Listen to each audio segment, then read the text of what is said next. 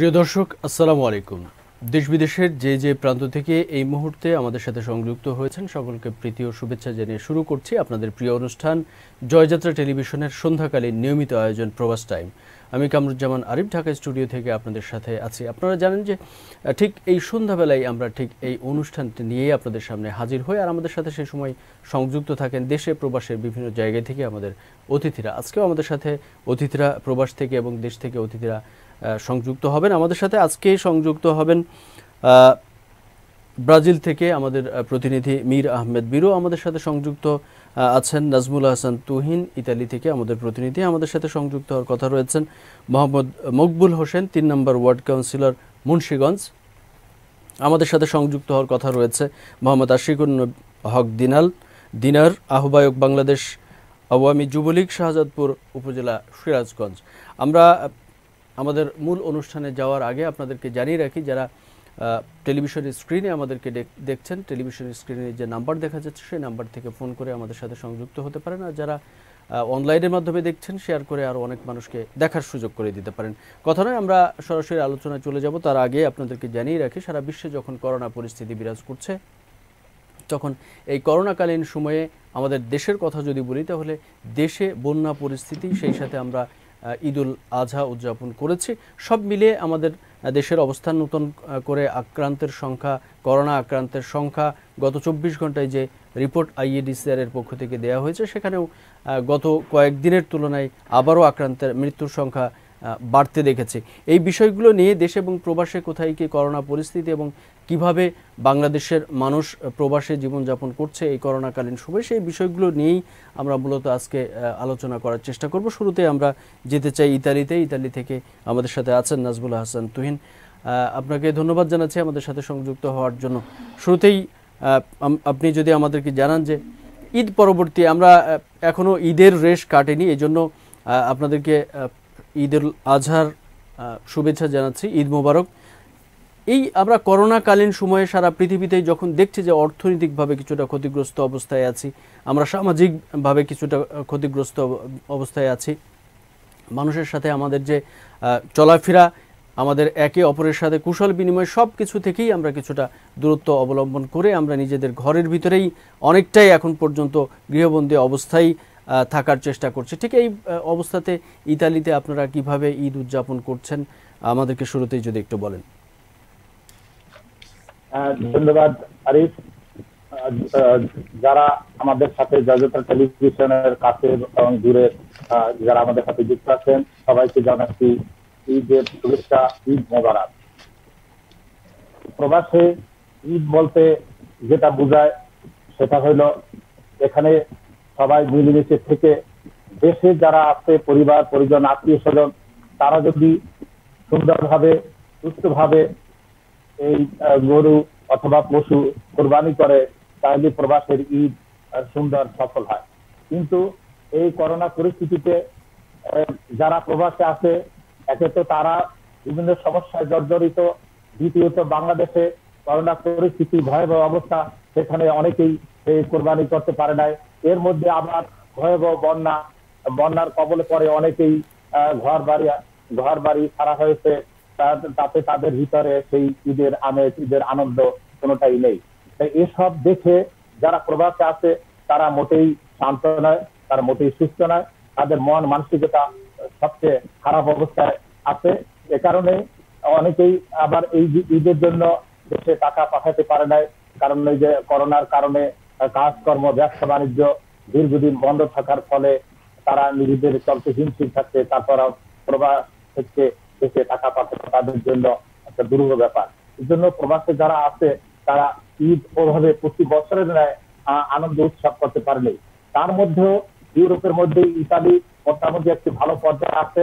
এখানে সামাজিক দূরত্ব বজায় রেখে ঈদের নামাজ ঈদগাহে এবং বিভিন্ন মসজিদে অনুষ্ঠিত হয়েছে, এবং ঈদের নামাজ শেষে যার যে সহায় ছিল তারা কোরবানি করেছে। কেউ পশু, গরু, কেউ খাসি, এভাবে কোরবানি করে তারা গোশত ভাগ করে নিয়েছে। এরপরে যারা আত্মীয় স্বজন এখানে খুব কমই আছে, তারপরও বন্ধু বান্ধব যারা নিকটজন আছেন তাদের বাসায় আসা যাওয়া করে, তাদের সাথে মিলিত হয় ঈদের আনন্দ উপভোগ করেছে।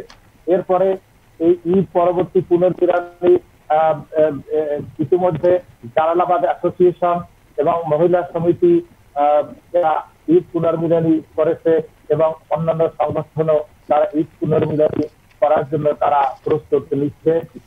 এভাবে তারা একে অপরের সাথে ঈদের আনন্দ ভাগ করে নেওয়ার জন্য সচেষ্ট এবং বাংলাদেশিরা যেন একে অপরের সাথে মিলেমিশে চলতে পারে এজন্য তারা রাষ্ট্রীয় বন্ধনের জন্য বিভিন্ন অনুষ্ঠানের আয়োজন করেছে। তারা গেট টুগেদার সহ এরকম অনেক অনুষ্ঠান করে নিজেদের মধ্যে আনন্দ ভাগাভাগি করে নিচ্ছে। এছাড়া এখানে একটি ইতালিতে জানেন বিভিন্ন বাংলাদেশিরা বিভিন্ন সময় এক একটি অকারেন্স করার ফলে এই বাংলাদেশিদের সাথে এই ইতালিয়ানদের যে একটা সম্পর্ক সেটি আস্তে আস্তে নষ্ট হয়ে যাচ্ছে। তারা একের পর এক অকারেন্স করে দিয়ে যাচ্ছে। তো গত 2 দিন আগে বাংলাদেশ ইতালির রাজধানী রোমের বাংলাদেশি অধ্যুষিত তারা এলাকায় গড্ডা ফিনেন্সা অর্থাৎ এদেশের আমাদের দেশের যেমন কর বিভাগ এরকম গড্ডা ফিনেন্সা একটি দোকানে বাংলা টাউন নামে একটি টেলিফোনের দোকানে রেড দিয়ে সেখানে 22 লক্ষ ইউরো জব্দ করেছে।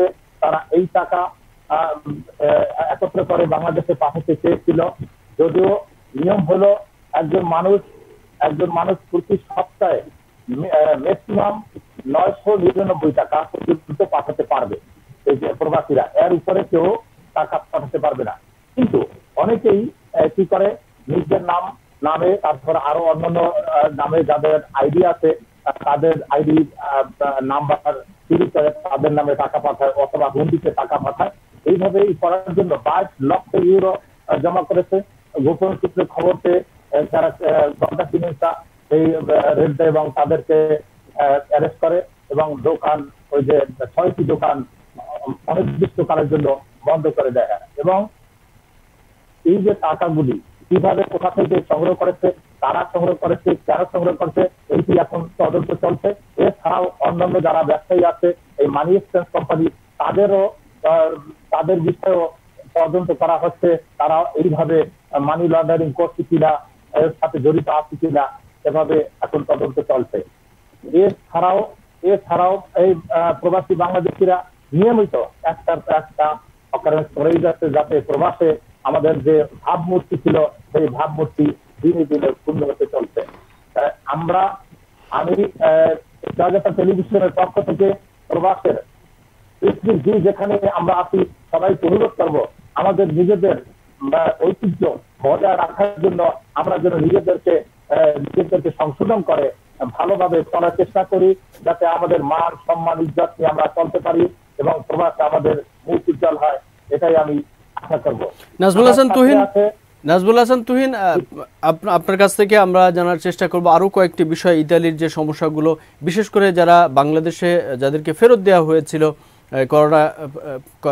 করোনার সময়ে সে দেশের সরকার যে সিদ্ধান্ত নিয়েছিল তাদেরকে ইতালিতে ঢোকার আগেই যাদেরকে বাংলাদেশে ফেরত পাঠানো হয়েছিল তাদের আবার নতুন করে ইতালিতে প্রেরণ করার জন্য ওই সরকারের কাছে প্রবাসী সংগঠনের পক্ষ থেকে তারা আবেদন জানিয়েছিল। সেই বিষয়গুলো এখন কি পর্যায়ে আছে এবং আপনাদের যে করোনা কালীন সময়ে যে ধরনের সমস্যা হয়েছিল কিছু বাংলাদেশের করোনা পজিটিভ ধরা পড়ার কারণে, সেই সমস্যাগুলো কতটুকু কাটিয়ে উঠতে পারছে ইতালির প্রবাসীরা, সেই বিষয়গুলো নিয়ে আপনার কাছে আবারও আসবো। আমরা এখন একটু যেতে চাই ব্রাজিলে। আমাদের সাথে আছেন মীর আহমেদ মিরু। আমরা জানার চেষ্টা করব ব্রাজিলের বর্তমান পরিস্থিতি সম্পর্কে। মীর আহমেদ মিরু, আপনাকে ধন্যবাদ জানাচ্ছি এবং ঈদের শুভেচ্ছা জানাচ্ছি আমাদের সাথে সংযুক্ত হওয়ার জন্য। আমি শুরুতেই আপনার কাছে জানতে চাইব যে যখন সারা পৃথিবীতেই করোনা পরিস্থিতি এখন পর্যন্ত বিরাজমান এবং আমরা জানি যে গত কয়েকদিন আগেও কিন্তু সারা পৃথিবীতে আক্রান্তের সংখ্যা, একদিনে আক্রান্তের যে সংখ্যা সেই সংখ্যা রেকর্ড করেছে। এখন পর্যন্ত করোনা পরিস্থিতির কিন্তু আমরা সেটাকে কমতে এখন দেখি না, আক্রান্তের সংখ্যা কিন্তু সেই অবস্থানে রয়েছে। মৃত্যুর সংখ্যা কিছুটা হয়তো অনেক জায়গায় কমার আমরা কিছুটা লক্ষণ দেখছি। তো এই অবস্থায় ব্রাজিলের মানুষ আসলে কেমন আছে, বা বাংলাদেশি প্রবাসী আপনারা যারা আছেন ঠিক করোনা পরিস্থিতির কতটুকু সামাল দিতে পারছে সে দেশের সরকার? হ্যাঁ, ধন্যবাদ আপনাকে। ধন্যবাদ আমাদের কলা কৌশলী সবাইকে। আর এ মহামারী করোনা আমরা প্রতিদিনও কোনো না কোনো প্রিয়জনকে সমন্বয়ে হারাচ্ছি, এবং এই পরিস্থিতি আমরা আসলে কখনো সম্মুখীন হই নাই, যার কোনো অভিজ্ঞতা আমাদের নাই। তা আমি আপনি যেহেতু হুয়ার স্বাস্থ্য সংস্থার প্রতি মুহূর্তের সারা পৃথিবী করোনা আক্রান্ত এবং নিউজ দেখছেন আপনারা, এর মধ্যে সবচেয়ে বেশি যেখানে এখন সেখানে যেটা হলো ব্রাজিল। ব্রাজিল সময় সময় এমন দিন হয় যেটা পৃথিবীর সব দেশ থেকে ছাড়িয়ে চলে যায় করোনা। যেমন গত পরশুদিন আপনার 1500-র উপরে নিহত হয়েছে এবং আক্রান্ত হয়েছে প্রায় 75,000। এটা রেকর্ড পরিমাণ, এটা কখনো চিন্তা করা যায় না। তা আমি এর মধ্যেও যেহেতু অনেক বড় দেশ, কিন্তু আমরা হয়তো মিডিয়ার মাধ্যমে নিউজগুলো হয় কোথায় ব্রাজিলে কখন কি অবস্থা, কিন্তু সার্বিকভাবে প্রচলিতভাবে যারা বিভিন্ন প্রবাসীরা বিভিন্ন জায়গায় অবস্থান করছে তারা তাৎক্ষণিক নিউজটা তো পায় না, তারা কিন্তু এভারেজ বুঝতে পারে না যে কি অবস্থা। কিন্তু টোটাল বিষয়টা হয়েছে এখন ব্রাজিলের যে পরিস্থিতি, যে এই পরিস্থিতি যদি বর্ণনা করতে যায় তাহলে আমি মনে করি এটা বর্ণনারও সীমা থাকে, কিন্তু বর্ণনা করার মতন নাই। আমি প্রতিনিয়ত ব্রাজিল, উরুগুয়া, প্যারাগুয়া, আর্জেন্টিনা, আমি এখন উরুগুয়ে আসছি, যে ব্রাজিলের এমন পরিস্থিতি সৃষ্টি হয়েছে করোনা, যে ব্রাজিলের আশেপাশে যে দেশগুলো আছে যেখানে ব্রাজিলের নাগরিকেরা অনায়াস মানে আসা যাওয়া করতে পারত, সে দেশগুলা বর্ডারগুলো এখন ক্লোজ করে দিয়েছে। এই বর্ডারগুলো ক্লোজ করাতে যে এটাতে আমাদের প্রবাসী যারা ল্যাটিন আমেরিকায় থাকে তাদের জন্য একটা সমস্যা হয়ে দাঁড়িয়েছে। কারণ আমাদের প্রবাসী যারা আছে তারা কিন্তু ব্যবসায়ী বেশিরভাগ, তারা কিন্তু শুধু ব্রাজিল নয়, ব্রাজিলের আশেপাশের দেশগুলোর সাথে তাদের ব্যবসায় কানেকশন আছে, যোগাযোগ আছে। কিন্তু এখন এই করোনার এই মহামারীতে যে এমন দিন দিন শুধু সমস্যার সৃষ্টি হচ্ছে, কিন্তু এই সমস্যা থেকে উত্তরণের আমরা কোনো প্রবাসী বলেন সারা পৃথিবীর কোনো সঠিক নির্দেশনা আসতেছে না। এবং এই যে একটা নতুন নিয়ম চালু হয়েছে, এই নিয়মটা কিভাবে অতিবাহিত করবে বা এই সমস্যাটা কিভাবে অতিবাহিত করবে, এটার কোনো এই পর্যন্ত যে আমরা কোনো দেশের কোনো এমন কোনো সংস্থা নাই, ব্যক্তি নাই যার থেকে আমরা কোনো সাহস পাইতেছি না। যার জন্য আপনি ব্রাজিলের প্রবাসী যারা আছে তাদের ভিতরে দিন দিন এই যে হতাশা আসতেছে। এবং তার মধ্যে আপনি জানেন সবচেয়ে প্রবাসীরা বেশিরভাগ তারা বসে থাকে কিছু সময় এবং দিনের জন্য, যেমন নভেম্বর, ডিসেম্বর এবং বড়দিন উৎসব উপলক্ষে আমাদের প্রবাসী বাঙালি যারা থাকে তাদের ব্যবসায় জোরদার করেন, এবং কি তারা আশা থাকে এই 2 মাস তারা প্রচুর পরিমাণ ব্যবসা করে, মুনাফা অর্জন করে। সারা বছরের মুনাফাটা তারা নভেম্বর ডিসেম্বরে করে, কিন্তু দীর্ঘ 7 মাসের যে তারা লস করছে, কিন্তু তাদের এখন আশা এবং একটা টার্গেট আছে নভেম্বর ডিসেম্বর নিয়ে। কিন্তু এখন আপনাকে জানাইতে চাই, দেশবাসীকে, আমাদের দেশের সরকারকেও জানাইতে চাই যে ব্রাজিল আমাদের প্রবাসীদের একটা সম্ভাবনাময় অনেক সুন্দর একটা জিনিস, যে দেশ আমরা সৃষ্টি করেছি যেখানে একেবারে ফ্রিডম, স্বাধীনতা নিয়ে এবং অনায়াসে সুস্থভাবে যে ব্যবসা করার, অবস্থান করার এবং ভালোভাবে থাকার একটা দেশ হিসেবে যে আমরা ব্রাজিলকে অনেক প্রবাসী এটা বেছে নিয়েছে। কিন্তু সেখানে এই মহামারীর জন্য যে ভবিষ্যৎ অনিশ্চিত হয়ে পড়েছে, সেটার জন্য আমরা চাই যে এই সময় যে আমাদের রাষ্ট্র হোক বা রাষ্ট্রের নির্বাহী থেকে হোক, যে এই প্রবাসীদের পাশে যদি কেউ দাঁড়ায়, তাহলে আমি মনে করি যে প্রবাসীরা যে অর্থনৈতিকভাবে যে দুর্বল বা তারা যে সামনের যে নভেম্বর ডিসেম্বরের যে আশায় যা তারা আছে, অন্তত পক্ষে তারা এই 2 মাস যদি তারা সহযোগিতা পায়, 2 মাসে কিন্তু পুরা মাসের, তারা পুরা বছরের যে লসটা হয়েছে এটা কভার করতে পারবে তারা, এতটুকু আমার বিশ্বাস আছে। এবং আমাকে প্রবাসীরা এতটুকু বলেছে, আমাদের প্রবাসী যারা আছেন, যে আমরা এই 2 মাসে ইনশাল্লাহ পুরা বছরের যে লসটা কভার করে নিতে পারবো যদি আমরা সহযোগিতা পাই। কারণ ওনারা এই যে 2টা সিজন, একটা শীতের সিজন আর একটা নভেম্বর ডিসেম্বর, শীতের সিজনে ওনারা ব্যবসা করতে পারে নাই, সেখানে তাদের প্রচুর পরিমাণ মাল তারা লস হয়েছে। এবং গুদামজাত যেগুলো হয়েছে নষ্ট হয়েছে, এবং তারা এখানে আপনি আমাদের বাংলাদেশিদের নিজেরকে উদ্যোগে এবং নিজেরা সাহস করে যে বাংলাদেশিরা যে সমস্ত মিনি গার্মেন্টস, যেটা ফেব্রিকা বলা হয়, যেগুলা করেছে, সেখানে প্রোডাকশন তারা ঠিক মতো দিতে পারে নাই। কারণ প্রোডাকশন দিতে পারে নাই এই জন্যে যে প্রোডাকশনের সময় সবচেয়ে ভয়াবহ করোনা আক্রান্ত, এই যে লকডাউনের জন্য তারা জনবল অর্থনীতি সমস্যার জন্য দিতে পারে নাই। কিন্তু এখন নতুন করে তারা শুরু করছে, নতুন করে শুরু করলে কিন্তু পুঁজির জন্য পাইতেছে না।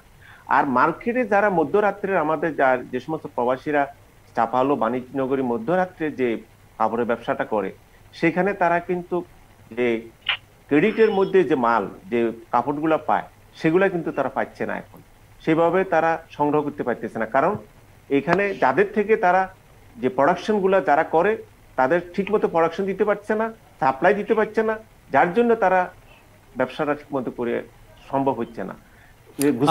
আমরা আপনার কাছে আবারও আসবো যে যখন সারা পৃথিবীতে এই করোনা পরিস্থিতির কারণে বিশেষ করে বাংলাদেশের প্রায় 2 কোটি মানুষ যেহেতু প্রবাসে বসবাস করছে, রেমিটেন্সের একটু বড় একটি অংশ এই প্রবাসীদের কাছ থেকে যাচ্ছে।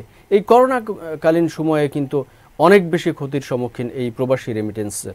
সেই জিনিসটা পুষিয়ে নেওয়ার জন্য এই খাতকে টিকিয়ে রাখার জন্য সরকারের কি ধরনের ব্যবস্থা নিয়ে যেতে পারে, এবং আপনারা যারা প্রবাসে অবস্থান করছেন তারা নিজেদেরকে আবার আগের অবস্থানে দাঁড় করিয়ে নেওয়া সম্ভব কিনা বা কতটুকু সম্ভব, সেই বিষয়গুলো নিয়ে আপনার কাছে আবার আসবো। আমরা আবারও ইতালিতে যেতে চাই।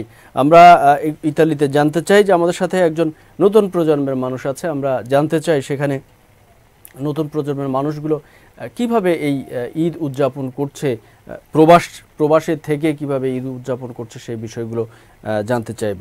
ইলমা আহসান ইয়াসা,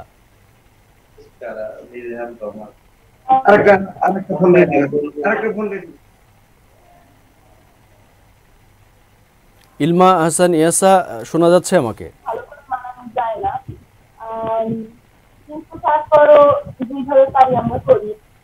সবাই মিলে মজা করি। এই বছর ওরকম করে অবভিয়াসলি সব সময়ের মতো যেরকম আমরা সবাই মিলে মজা করতে পারি সেরকম পারিনি। তারপরে সব বন্ধুরা মিলে আমরা একসাথে মিলে ঘুরেছি। তারপর একটা বাসায় যে খাবার খেয়েছি। এই বেশি তো কিছু করতে পারি না, কিন্তু তারপরে যেরকম পেরেছি মজা করেছি সবাই মিলে। তো কখনো কি গ্রামে কি দেশে এসে কখনো কি ঈদ করার সুযোগ হয়েছে? আমরা যখনই পারি বাংলাদেশে যাই। এখন এই সময় তো অবভিয়াসলি পারিনি, কিন্তু আগে আমরা যেতাম। তো এই যে দেশে পরিবারের সবার সাথে ঈদ করা আর প্রবাসে গিয়ে ঈদ উদযাপন করা, এই দুইটার ভিতরে পার্থক্য কোথায় দেখা যায়? হচ্ছে যে বাংলাদেশে থাকলে তো সবার সাথে মিশে যায়, পরিবারের সাথে সবার সাথে মজা করা যায়। তারপর আমরা দেশে গেলে তো আমাদের সামনে কোরবানি হয়, তখন ওইটা একটা আলাদা একটা মজা। তো সবাই পুরা বড় পরিবার আমাদের, সবাই মিলে আমরা কোরবানি দেখি, তারপর নামাজ পড়তে যাই, একসাথে সব করি। এখন বিদেশে থাকলে তো তা করা যায় না, কিন্তু তাও আর স্পেশালি দেখা যায় বেশি মুসলমান ফ্রেন্ডও থাকে না, তাও যা পারা যায় সবাই মিলে করি। অনেক সময় আবার দেখা যায় অন্য যারা মুসলমান ফ্রেন্ড না তারাও শিখতে চায়, জন্য তাদের সাথেও মিশে সবাই আমরা পার্টি করি, যাতে ওরা আবার শিখতে পারে আমাদের কালচারের উপরে। অবশ্যই বাংলাদেশের মতো জান না। তো এই যে প্রবাসে থেকে ঈদ করা এবং সেখানে হয়তো অপরিচিত মানুষ, বেশিরভাগই অপরিচিত মানুষ, হয়তো বাংলাদেশিরাও আছে, তাদের সাথেও কিছুটা কুশল বিনিময় করার সুযোগ হয়, কিন্তু সেখানে যারা ইতালিয়ানরা বাস করে বা ইতালিয়ানদের সাথে বাস করতে গিয়ে এই ধরনের অকেশনগুলোতে ঈদ বা অন্যান্য ধরনের যে প্রোগ্রামগুলো আছে, সেই অনুষ্ঠানগুলো করার সময় ইতালিয়ানদের কি ধরনের সহযোগিতা পাওয়া যায়, বা নিজেদের মুসলিম ধর্মের যে কালচারগুলো রয়েছে বা আমাদের বাঙালি যে কৃষ্টি কালচারগুলো রয়েছে, সেগুলো তাদের সাথে কতটুকু আদান প্রদান করার সুযোগ হয়? ইতালিয়ানরা বেশিরভাগ হচ্ছে খুব রেসিস্ট টাইপের, তো ওরা টেক করে না, আরো খুব খারাপ ভাবে দেখে এই টাইপের জিনিস। কিন্তু সবাই আছি না, আমার অনেক ফ্রেন্ড আছে ইটালিয়ান যে শিখতে চায় আমাদের কালচারের উপরে।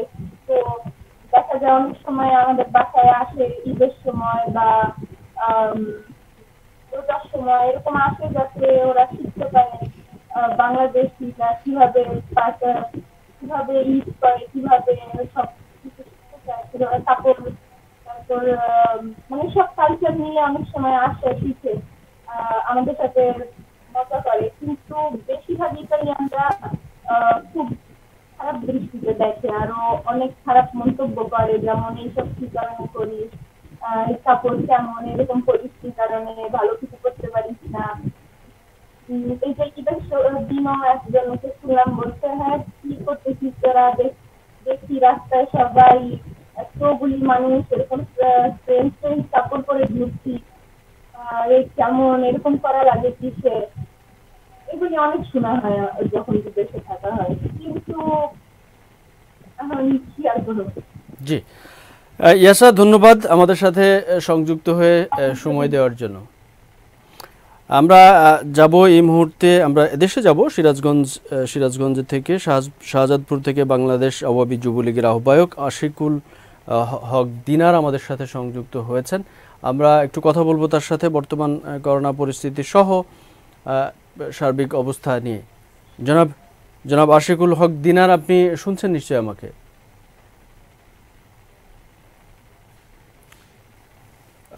আমরা সংযুক্ত হওয়ার চেষ্টা করছি সিরাজগঞ্জের শাহজাদপুর থেকে বাংলাদেশ আওয়ামী যুবলীগের আহ্বায়ক আশিকুল হক দিনার আমাদের সাথে সংযুক্ত আছেন। আমরা জানার চেষ্টা করব যে একটি করোনা পরিস্থিতির সময়ে বন্যা পরিস্থিতি আমাদের সাথে সংযুক্ত হয়েছেন, সেই সাথে আমরা পবিত্র ঈদ উল আজহা উদযাপন করেছি এই পরিস্থিতির ভিতরে কিভাবে সেগুলো আমরা এলাকার মানুষগুলো করছে সেগুলো আমরা জানার চেষ্টা করব। আমরা আসবো তার আগে আমরা একটু ব্রাজিলে যাব। ব্রাজিলে থেকে আমাদের সাথে সংযুক্ত আছেন মীর আহমেদ মিরু। আমরা যে বিষয়টি বলছিলাম মিরু ভাই, যে সারা পৃথিবীতে করোনা পরিস্থিতির কারণে যে প্রবাসী রেমিটেন্সের উপরে যে বড় ধরনের প্রভাব পড়ছে, এটা আসলে সেটাকে পুষিয়ে নেওয়ার জন্য সরকারের কি ধরনের পদক্ষেপ হতে পারে? আপনারা অনেকদিন যাবতীয় প্রবাসে আছেন, এবং প্রবাসীরা কি ধরনের উদ্যোগ গ্রহণ করতে পারে এই করোনাকালীন থেকে বের হয়ে আবার নতুন তাদের নিজেদের অবস্থানে ফিরে যেতে পারা সম্ভব কিনা, বা কতটুকু পারা সম্ভব? হ্যাঁ, এইটা আপনাকে ধন্যবাদ। যে প্রবাসীদের অনেক মনোবল, এবং প্রবাসী যারা আছে তারা কিন্তু বসে থাকে না, তারা কিন্তু সব সময় চিন্তা করে কিভাবে তারা এখানে প্রতিষ্ঠিত হতে পারে এবং কিভাবে দুইটি পয়সা ইনকাম করতে পারে। তারা নানা ওয়ে খুঁজে বের করে, যেটা কখনো তারা দেশে চিন্তা করতে পারে না। এইখানে এসে তারা ব্রেন খরচ করেন, বুদ্ধি খরচ করেন, সাহস করেন। তারা এখানে হোক আর না হোক বিভিন্ন কাজে ওরা কিন্তু আগ্রহ দেখায় এবং বিভিন্ন কাজের সাথে তারা জড়িত হয়। এই সমস্ত দেশের সাথে মিশে যায়, তারা দেশের জনগণের সাথে মিশে যায়, মাসপিগুলোর সাথে মিশে যায়, শিল্প প্রতিষ্ঠান, সার্ভিস এবং যেমন সব বিভিন্ন বড় বড় প্রতিষ্ঠান আছে সেগুলোর সাথে তারা কমন নয় যে বাংলাদেশের সাথে এবং ব্যবসায়ীরা ব্রাজিলের ব্যবসার সাথে যৌথভাবে ব্যবসা করা। এবং আমি যেটা দেখেছি যে ব্রাজিলে, যে আমাদের ব্রাজিলের মতন জায়গায় আমাদের কিছু প্রবাসী শূন্য হাতে এসে যে এইখানে যে প্রোডাকশনে তারা গেছে, এখানে যে ফেব্রিকা করেছে, এখানে যে তারা দোকান করেছে, শপিং করেছে, মার্গাদরিয়া করেছে এবং মিনি সুপার মার্কেট করেছে। সবচেয়ে বড় কথা হলো এইখানে যে নিজেদের উদ্যোগে নিজেদের সঞ্চয় দিয়ে এই দেশে আয় করে তারা যে প্রতিষ্ঠানগুলো করেছে, সেটা আপনার তাদেরকে মানে এটা ধন্যবাদ দেওয়ার মতো, মানে অসাধারণ। এটা আমি ধন্যবাদ না, কিন্তু এই যে করোনা ভাইরাসের কারণে তো এই প্রতিষ্ঠানগুলো যেগুলো অনেক কষ্ট করে এই প্রবাসীরা অন্য দেশে গিয়েও একটু একটু করে জমায়ে সেখানে প্রতিষ্ঠানগুলো তৈরি করেছে, কিন্তু দীর্ঘদিন যখন করোনাকালীন সময় পার করতে হচ্ছে, তখন তারা আবার আগের অবস্থানে ফিরতে পারবে কিনা? আমি আশা রাখি ফিরতে পারবে। তবে আমরা সাহস দেওয়ার জন্য আমরা একটু সাহসী চেয়েছিলাম যে রাষ্ট্র থেকে, যে অন্তত পক্ষে যে কিছুটা যদি একটু সাহস দিত, তাহলে আমি মনে করি এটা কোনো বিষয় না। কারণ প্রবাসীদের মন উদ্দীপনা এবং তারা যে কর্মদক্ষতা এখানে দেখাইছে, বা তারা এখানে যেভাবে নিজেদেরকে প্রতিষ্ঠা করার জন্য যুদ্ধ করে, এটা না দেখলে বলা যাবে না। এই যে করোনার মধ্যেই কিন্তু আমাদের অনেক অন্তত আমি জানা মতে সাফালো বাণিজ্য নগরী যেটা প্রধান শহর, সেখানে 10টি ফেব্রিকা আছে আমাদের বাংলাদেশের, যে তারা অন্তত পক্ষে লক্ষ লক্ষ হিয়েজের যে ওখানে প্রোডাকশন তারা দেয়, এবং এই করোনার মধ্যেও তারা কিন্তু প্রোডাকশন দিয়ে যাচ্ছে। যদিও আপনার এটার সীমিত চলে আসছে, কারণ বিভিন্ন দেশে ব্রাজিলের বিভিন্ন ডিস্ট্রিক্ট গুলোতে লকডাউন, ব্রাজিলের আশেপাশে দেশগুলো লকডাউন চলে এবং বর্ডার ক্লোজ করে রাখছে, যে যেখানে ব্রাজিল চাপালত থেকে ল্যাটিন আমেরিকা 12টা দেশের যে ব্যবসায়ীরা আসে যেখান থেকে মাল ক্রয় করে নিয়ে যায়, কিন্তু এটা সীমিত হয়ে আসছে, যার জন্য আমাদের যারা প্রোডাকশন দেয়, যারা ব্যবসায়ী, তারা কিন্তু এইখানে একটু দুর্বল হয়ে আছে। আর আমি একটা আপনাকে কথা বলি যে আমি বুঝি না, যেখানে প্রবাসীদের সর্বোচ্চ রেভিনিউ বাংলাদেশে যায় কোষাগারে, সেখানে বাংলাদেশ কিন্তু প্রবাসীদেরকে নিয়ে এই মহামারীর সময় এই যে আপনি যেটা বলেছেন যে অন্তত পক্ষে এই রেভিনিউটা ধরে রাখার জন্য, বাড়ার জন্য বা এটা কভার করার জন্য আমরা কোনো উদ্যোগ গ্রহণ দেখলাম না এখন পর্যন্ত। আমার কাছে সবচেয়ে বেশি কষ্ট লাগে যে একটা ঈদ গেল, আপনি জানেন বহু প্রবাসী এই ঈদের আনন্দ পায় নাই, বহু কারণে পায় নাই। কিন্তু আমাদের তো উচিত ছিল আমাদের দূতাবাস থেকে যে এই ঈদের সময় যে অন্তত প্রবাসীদেরকে একটু খোঁজ খবর নেওয়া। আপনি জানেন প্রবাসীরা কিন্তু নানা সংগঠন, এই হাজার ব্যস্ততার মাধ্যমে কিন্তু তারা বিভিন্ন সংগঠন করে তার বিনোদন দিয়ে তাদের পরিবার তারা কিন্তু আনন্দ ফুর্তি করেন সময় সময়, আবার উৎসব উপলক্ষে। কিন্তু এইবার তো কিন্তু কোনো সংগঠন, এবং ব্রাজিলের সবচেয়ে বেশি ব্রাজিল ল্যাটিন আমেরিকার, যে এইখানে কোনো ঈদের নামাজ ছাড়া আপনার স্বাস্থ্যের এবং নামাজটা দূরত্ব নামাজ ছাড়া এখানে কোনো প্রবাসী যে ঈদের উৎসবের কোথাও কোনো আয়োজন এরকম শুধু ব্রাজিলে নয়, মধ্যপ্রাচ্যের দেশগুলো বিভিন্ন জায়গায় কিন্তু এরকম আমরা দেখেছি যে সেখানে ঈদের যে আনন্দ একেবারেই মাটি হয়েছে, ম্লান হয়েছে, তারা কোনো রকমে ঈদের দিনটা পার করেছে, এরকম অভিজ্ঞতা কিন্তু তারা আমাদের সাথে শেয়ার করেছে। আমরা আবারও আপনার কাছে আসবো। আমরা যেতে চাই সিরাজগঞ্জে, শাহজাদপুরে বাংলাদেশ আওয়ামী যুবলীগের আহ্বায়ক আশিকুল হক দিনার আমাদের সাথে আছেন। আপনি শুনছেন নিশ্চয়ই আমাকে? জি, আসসালামু আলাইকুম। ওয়ালাইকুম সালাম। আপনাকে ঈদুল আজহার শুভেচ্ছা জানাচ্ছি, ঈদ মোবারক জানাচ্ছি। ঈদ মোবারক। জি, আমরা আপনার কাছে জানার চেষ্টা করব যে করোনাকালীন সময় আমরা পার করছি, বিশ্বই যখন করোনাতে আক্রান্ত রয়েছে, বাংলাদেশেও আমরা কিন্তু গত সপ্তাহে যে অবস্থাটা দেখেছিলাম, এই সপ্তাহে এসে আবার গত 24 ঘন্টায় আইইডিসিআরের পক্ষ থেকে যেটা বলা হয়েছে, আবারও 50 জনের মৃত্যু কিন্তু আমাদেরকে গুনতে হয়েছে, এবং আক্রান্তের সংখ্যাও কিন্তু প্রতিদিনই আমাদেরকে অনেক বেশি গুনতে হচ্ছে। ঠিক এই পরিস্থিতিতে আমাদের সামনে নতুন আবার আরেকটি বড় সমস্যা এসে দেখা দিয়েছে, সেটা হচ্ছে বন্যা পরিস্থিতি, যেটার শিকার আপনারা প্রতি বছরই কিন্তু হয়ে থাকেন। এইবার যেহেতু সারা বাংলাদেশে বন্যা পরিস্থিতি অবনতির দিকে যাচ্ছে দিন দিন, সেই পরিস্থিতিতে শাহজাদপুর এবং সিরাজগঞ্জ কিন্তু এর বাইরে নয়, এবং আমরা জানি যে আপনাদের অনেকগুলো অঞ্চলেই কিন্তু পানির নিচে আছে। এর ভিতরে আমাদেরকে ঈদ উদযাপন করতে হয়েছে। মানুষ এখন কেমন আছে আপনি যদি আমাদেরকে জানান। আসলে আমরা সিরাজগঞ্জের মানুষ, আপনারা সবাই জানেন যে সিরাজগঞ্জ একদমই নিচু এলাকা। প্রত্যেক বছরই কিন্তু আমরা এই বর্ষার যে পানির কারণে ব্যাপক ক্ষতির সম্মুখীন হই। তো এবার আসলে হঠাৎ করেই অনেক বড় বর্ষা এবং তার সাথে তীব্র নদী ভাঙ্গন দেখা দিয়েছে। এই তীব্র নদী ভাঙ্গনের কারণে সিরাজগঞ্জ জেলার অনেক অনেক গ্রাম, অনেক বাড়িঘর, মসজিদ, কিন্তু সাধারণ মানুষের বাড়ি কিন্তু অলরেডি নদীগর্ভে বিলীন হয়ে গেছে।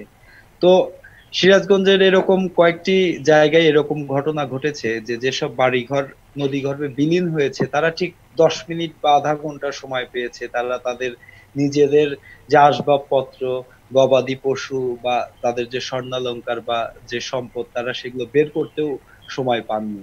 তো এরই মধ্যে যে ঈদ, আপনি জানেন, আমরা সবাই জানি যে করোনার কারণে কিন্তু আমাদের বাংলাদেশ নয়, সারা বিশ্বই কিন্তু তছনছ অবস্থা। সেই অবস্থার পরে এই বর্ষা, সেই বর্ষার সাথে এই ঈদ আসলে যারা নদীর পাড়ের মানুষ রয়েছে, যারা চরের মানুষ রয়েছে, যারা নদী কেন্দ্রিক বসবাস করে, তাদের কিন্তু আসলে ঈদ কিন্তু উদযাপন করা সম্ভব হয়নি।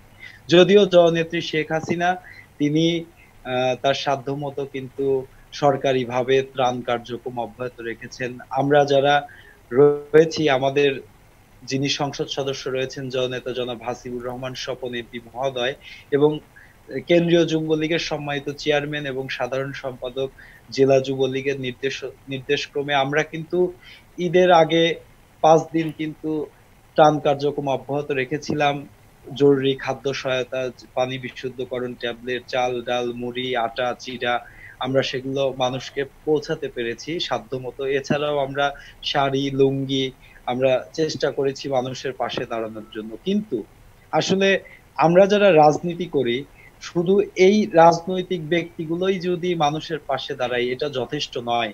করোনা সংকট, বর্ষা সংকট, এই যে একসাথে একাধিক সংকট যে দেখা দিয়েছে আমাদের সিরাজগঞ্জবাসী সহ বাংলাদেশের বিভিন্ন নিম্ন এলাকাতে, এইখানে যারা ধনী এবং বিত্তবান মানুষ রয়েছেন, যাদের সচ্ছল মানুষ রয়েছেন, আমরা চাই যে সেই মানুষগুলোর পার্টিসিপেশন আমরা এখনো ঠিক সেভাবে দেখতে পাচ্ছি না। আপনার মাধ্যমে, জয়যাত্রা টেলিভিশনের মাধ্যমে আমরা বলতে চাই যে এই গরিব দুঃখী মানুষগুলোর পাশে আমরা যারা সচ্ছল মানুষ রয়েছে আমরা সবাই যদি পাশে দাঁড়াই তবেই এই করোনা সংকট মোকাবেলা করা, বানভাসী মানুষের যে সংকট মোকাবেলা করা সম্ভব হবে।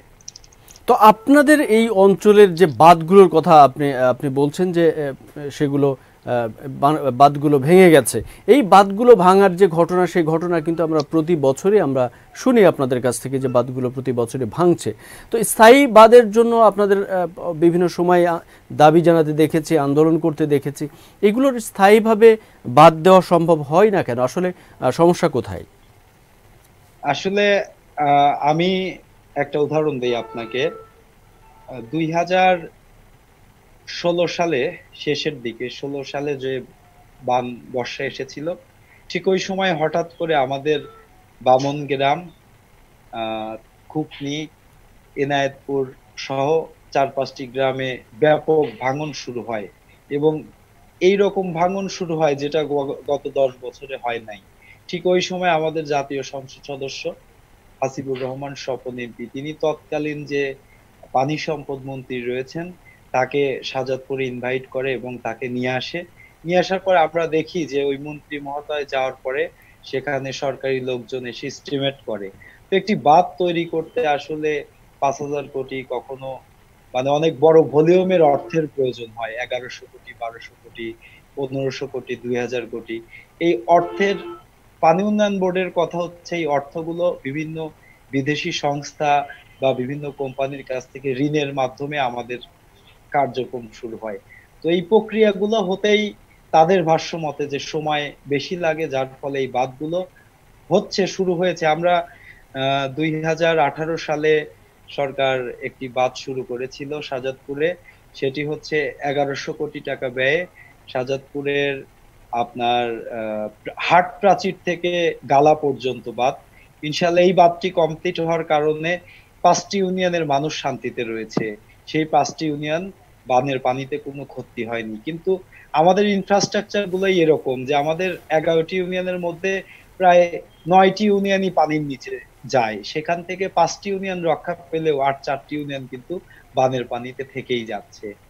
আর আরেকটি বিষয়, পুরাতন যে বাঁধগুলো, সিরাজগঞ্জ জেলার যে বিভিন্ন অংশে যে বাঁধগুলো রয়েছে, সেই বাঁধগুলো দেখা যায় সঠিক রক্ষণাবেক্ষণের অভাবেও অনেক সময় আমরা যারা সাধারণ মানুষ রয়েছি তারা কিন্তু বাঁধের যত্ন নেই না। আমরা দেখেছি যে বিভিন্ন সময় বাঁধ যে সরকার তৈরি করে দিচ্ছে বা বিভিন্ন ছোট ছোট কালভার্ট তৈরি করে দিচ্ছে, আমরা দেখেছি যে গ্রামের মানুষ অসচেতনতার কারণেও কিন্তু অনেক সময় বাঁধ ক্ষতির সম্মুখীন হয় এবং হচ্ছে।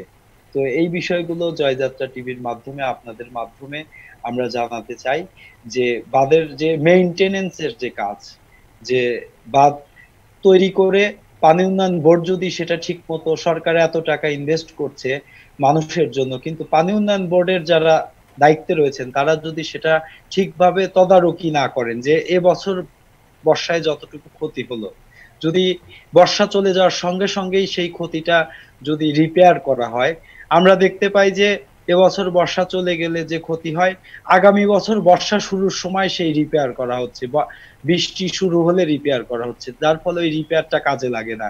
এটাও একটি বড় কারণ যে বাঁধগুলো দ্রুত নষ্ট হয়ে যাচ্ছে।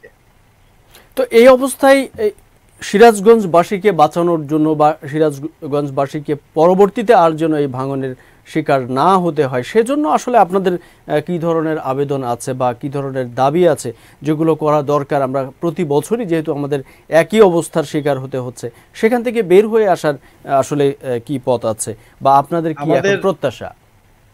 আমাদের একটি দাবি রয়েছে। অলরেডি জননেত্রী শেখ হাসিনা গাইবান্ধা থেকে বগুড়া হয়ে শাহজাদপুর দিয়ে একদম নগরবাড়ি পর্যন্ত নদী ড্রেজিং এর একটি টেন্ডার দিয়ে তার জননেত্রী শেখ হাসিনার উদ্যোগে নদী ড্রেজিং এর একটি প্রকল্প পাশ হয়েছে, যেটি টেন্ডার প্রক্রিয়াধীন রয়েছে। আমরা চাই খুবই দ্রুত এই টেন্ডারটি সম্পূর্ণ হোক এবং এই ড্রেজিং প্রকল্পটি বাস্তবায়ন হোক। কারণ আমাদের বিশ্বাস, যদি গাইবান্ধা থেকে বগুড়া হয়ে সিরাজগঞ্জ, উল্লাপাড়া, শাহজাদপুর হয়ে বেড়া, নগরবাড়ি পর্যন্ত এই ড্রেজিংটা সম্পূর্ণ হয়, তাহলে নদীর যে পানি ধারণ ক্ষমতা, সেই পানি ধারণ ক্ষমতা বৃদ্ধি পাবে। পাশাপাশি নদীতে যে বালু পড়ে যে ভরাট হয়ে আছে, সেই বালুগুলো দিয়ে নদীর দুই ধারে বড় বড় পাড় তৈরি করা সম্ভব হবে, বাঁধ তৈরি করা সম্ভব হবে। এবং এর ফলে আমরা এই যে ভাঙ্গন এবং যে অল্পতেই অনেক বড় বর্ষা, সেইটার হাত থেকে আমরা রক্ষা পাবো, এটা আমাদের বিশ্বাস। জয়যাত্রা টিভির মাধ্যমে মাননীয় প্রধানমন্ত্রী দেশরত্ন শেখ হাসিনার কাছে আমাদের আবেদন, আকুল আবেদন, যেন তার যে এই ড্রেজিং প্রকল্পটি রয়েছে, যেটি এই প্রকল্পটি যেন দ্রুত বাস্তবায়ন করা হয় এবং সেই সাথে পানি উন্নয়ন বোর্ডের যারা দায়িত্বে রয়েছেন, আমাদের সিরাজগঞ্জ পানি উন্নয়ন বোর্ড রয়েছে, বেড়া পানি উন্নয়ন বোর্ড রয়েছে, এই পানি উন্নয়ন বোর্ডের তাদেরকে যেন আরো সচল করা হয়। তারা যেখানে যারা সরকারি কর্মকর্তা, এক্সেন কর্মচারী রয়েছেন, তারা যেন বাঁধগুলোকে একটি মনিটরিং এর মাধ্যমে, যে এই বর্ষা শেষ হলে কোথায় কোথায় ক্ষতিগ্রস্ত, সেটা একটি টিম করে সেই ক্ষতিগ্রস্ত জায়গাগুলোকে চিহ্নিত করে শীতকালেই সেই ক্ষতিগ্রস্ত জায়গাগুলো রিপেয়ার করে ফেলে। তাইলে আগামী বর্ষা আসলে আমাদের আর তড়িঘড়ি করে সেই রিপেয়ার করতে গিয়ে বেশি ক্ষতির সম্মুখীন হওয়ার সুযোগ থাকবে না। ধন্যবাদ জনাব আশিকুল হক দিনার, আপনি আমাদের সাথে থাকবেন। আমরা যাব ইতালিতে। ইতালি থেকে আমাদের সাথে আছেন নাজমুল হাসান তুহিন। আমরা যে বিষয়টি নিয়ে আপনার কাছে জানতে চেয়েছিলাম, যে এই করোনা পরিস্থিতির ভিতরে যে ক্ষতির সম্মুখীন হয়েছে প্রবাসীরা, বাংলাদেশি প্রবাসীদের, কিছু বাংলাদেশি প্রবাসীদের অসচেতনতার কারণে, তার পরিপ্রেক্ষিতে যে প্রবাসীগুলোকে ফেরত পাঠানো হয়েছিল সে দেশের সরকারের সিদ্ধান্ত অনুযায়ী, তাদেরকে আবার ফিরে নিয়ে আসার জন্য আবেদন করা হয়েছিল ক্ষতিপূরণ সহ, সেই বিষয়টি এখন কতদূর পর্যন্ত এগিয়েছে?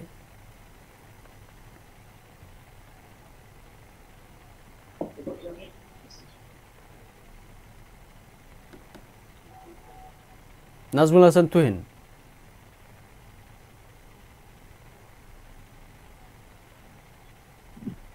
শুনতে পাচ্ছেন? জি, শুনতে পাচ্ছি। ওকে। প্রবাসী বাংলাদেশিদের মধ্যে প্রায় 267 জন পুশব্যাক করা হয়। তাদেরকে আবার ফিরিয়ে আনার জন্য ধূমকেতু পক্ষ থেকে একটি মামলা করা হয়েছিল। তাদের ক্ষতিপূরণ পাওয়া এবং তাদেরকে বিনা খরচে ফিরিয়ে আনার জন্য। এই মামলাটি এখনো চলমান আছে, এ বিষয়ে কোনো সিদ্ধান্ত আসেনি। তবে তখন বিমানের নিয়মিত ফ্লাইট চালু হবে, তারা আসতে পারবে, এ বিষয়ে কোনো বাধা নেই। তাদের বিষয়ে আলাদা কোনো সিদ্ধান্ত সরকারের নেই, সরকারের সাথে। এবং আপনারা জানেন যে 31শে জুলাই পর্যন্ত নিষেধাজ্ঞা ছিল যে 17টি দেশ, বাংলাদেশ সহ 17টি দেশের মানুষ বিমান যোগে ইতালিতে প্রবেশ করতে পারবে না। কিন্তু এই সিদ্ধান্তটি 31শে আগস্ট পর্যন্ত বাড়ানো হয়েছিল। ইতিমধ্যে গতকাল সেই সিদ্ধান্ত পরিবর্তন করে 31শে আগস্টের পরিবর্তে 8ই আগস্ট পর্যন্ত সেই নিষেধাজ্ঞা করা হয়েছে। বাংলাদেশ সহ 17টি দেশ 10ই আগস্ট পর্যন্ত ইতালিতে প্রবেশ করতে পারবে না। কিন্তু 10ই আগস্টের পরে 11 আগস্ট থেকে প্রবেশ করতে পারবে। কিন্তু বাংলাদেশ সম্পর্কে আলাদা কোনো নোটিশ নেই, এখনো বোঝা যাচ্ছে না সে বাংলাদেশ ভিতরে আছে কিনা, প্রবেশ করতে পারবে কিনা। তবে 10 তারিখে এ বিষয়ে সঠিক সিদ্ধান্ত জানা যাবে। হয়তো 11 আগস্ট থেকে বাংলাদেশ 17টি দেশের উপর নিষেধাজ্ঞা ছিল, আর নিয়মিত ফ্লাইট চালু করতে পারবে 11 আগস্ট থেকে। এই হলো প্রবাসী বাংলাদেশিদের ইতালিতে প্রবেশের জি। যে নিষেধাজ্ঞা, নাজমুল হাসান তুহিন, আপনাকে ধন্যবাদ। আমরা যাব ব্রাজিলের সর্বশেষ অবস্থা জানবো। জনাব মিরু ভাই, আপনি আমাদেরকে জানাবেন যে ঠিক এই পরিস্থিতিতে যখন সারা বিশ্বে এখন ব্রাজিল হয়ে উঠেছে সব থেকে আমাদের আলোচনার কেন্দ্রবিন্দু করোনা পরিস্থিতির, সেখান থেকে বেঁচে থাকার জন্য, সেখান থেকে নিরাপদে থাকার জন্য বাংলাদেশি প্রবাসীরা যারা সেখানে অবস্থান করছেন, তাদের আসলে এই মুহূর্তে করণীয় কি হতে পারে, আপনি যদি আমাদেরকে জানান। হ্যাঁ, ধন্যবাদ আপনাকে। যেহেতু ব্রাজিল এখন সবচেয়ে বেশি আক্রান্ত হচ্ছে, ব্রাজিলের মহামারীটা দিন দিন প্রসারিত হচ্ছে। তা আমি মনে করি ব্রাজিলের প্রবাসী যারা আছেন, কিছু প্রবাসী দেশে আপনার অন্তত পক্ষে 5-6 বছর লাগে, যে 6-7 বছর আগে কোনো ব্রাজিলে কোনো প্রবাসী দেশে যাওয়া সম্ভব হয় না, কারণ তার এখানে পার্মানেন্সি কাগজপত্র সবকিছু সমন্বয় করতে সময় লাগে। তো দীর্ঘদিন থাকার পরে যখন দেশে যাওয়া হয়, এই করোনা প্রকল্পে কিন্তু অনেক প্রবাসী কিন্তু দেশে প্রায় অনেক ব্রাজিলের থেকেও প্রায় অন্তত শতখানেক প্রবাসী বাংলাদেশে আছেন, যারা একটা নির্দিষ্ট সময়ে থাকতে পারবেন। কিন্তু এই দীর্ঘ পরিস্থিতির জন্য তারা কিন্তু এখন আসা তাদের জন্য একটা বিপজ্জনক হয়ে গেছে। আর কিছু কিছু প্রবাসী যারা বাংলাদেশে অবস্থান করছেন কিন্তু তাদের মেয়াদ শেষ হয়ে যাচ্ছে, তারা কিন্তু আসতে হবে যে কোনো নির্দিষ্ট সময়ের মধ্যে। আমাকে একজন প্রবাসী জানাইলেন যে সে 1 লক্ষ টাকার বিমান ভাড়া 3 লক্ষ টাকা দিয়ে তাকে আসতে হয়েছে ব্রাজিলে।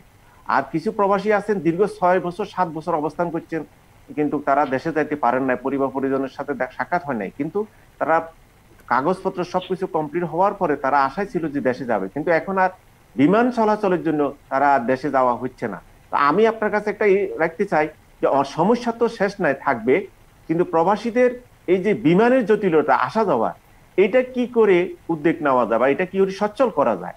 যদি বিমান চলাচল যদি সচ্ছল হয়, প্রবাসীদের কিন্তু আপনার এখানে রেভিনিউ বাড়ানো বা ব্যবসা বাণিজ্য সচ্ছল হবে, কারণ সবকিছু আপনার আসা যাওয়ার মধ্যে।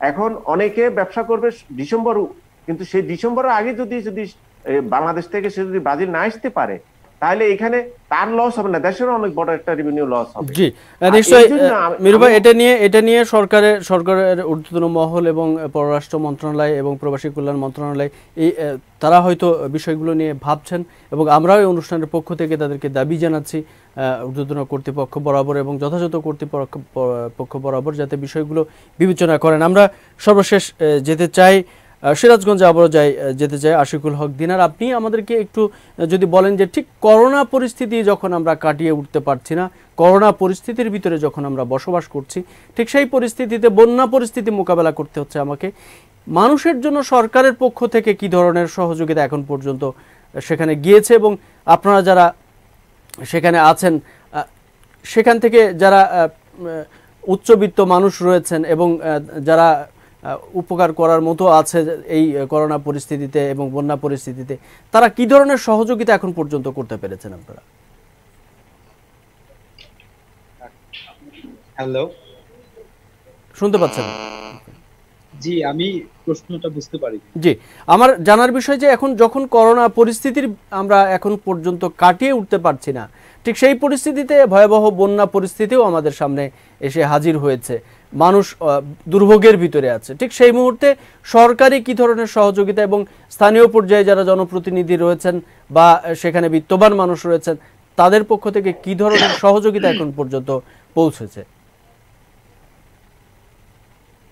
আপনাকে আগেও বলেছি, আবারও বলছি যে সরকারিভাবে যে সাহায্য সহযোগিতা রয়েছে, আমরা ঈদের পূর্বে রোজার ঈদ থেকে কোরবানি ঈদ পর্যন্ত করোনাকালীন সময়ে আমরা দেখেছি সরকার উপজেলা প্রশাসনের মাধ্যমে, জেলা প্রশাসনের মাধ্যমে পুরো বাংলাদেশেই কিন্তু গরিব দুঃখী মানুষের জন্য কিন্তু তাদের ত্রাণ তৎপরতা বা মানবিক সাহায্য যে তৎপরতা সেটি তো একদিকে চালু রেখেছিল।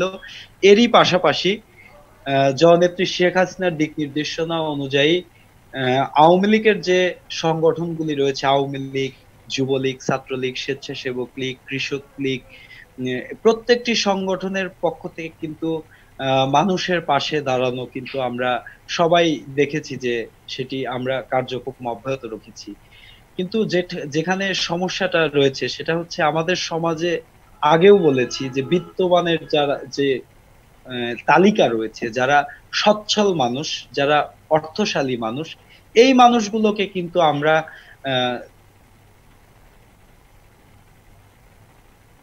জনাব আশিকুল হক দিনার, জি।